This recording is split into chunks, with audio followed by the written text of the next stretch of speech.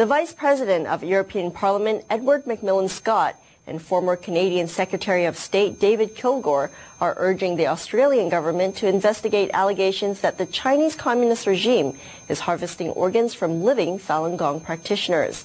They're also urging the Australian government to boycott Beijing Olympics unless the Chinese Communist regime ends the genocide. Macmillan-Scott and Kilgour are in Australia on a tour to raise awareness about the harvesting of organs from Falun Gong practitioners in China. They are urging Australians to boycott the 2008 Olympic Games, which are set to be held in Beijing. Kilgour and international human rights lawyer David Mattars says there is a clear evidence that organs have been taken from thousands of Falun Gong members detained in Chinese jails. Kilgour says the 2008 Beijing Olympics provides a chance to help stop the genocide.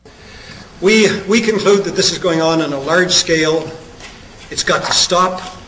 The window of opportunity, ladies and gentlemen, is the Olympic Games in 2008. China is listening to all of us, I hope. And if Australia and Australians generally and the rest of the world say this will not be tolerated, and if the government of China continues to do this and its institutions, we will reassess our position with respect to the Games.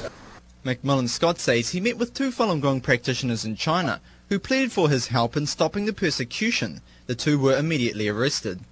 And I believe that even one person who has had his body used for organ harvesting constitutes a major crime. I regret to say that I am convinced that this is a widespread practice in China. Falun Gong practitioner Chen Hong tells of how she has been persecuted for her practice of Falun Gong.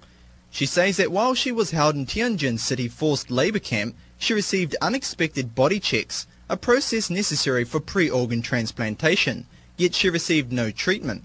Kilgour and Macmillan will continue their tour, heading to Sydney, Melbourne, Brisbane and then on to New Zealand.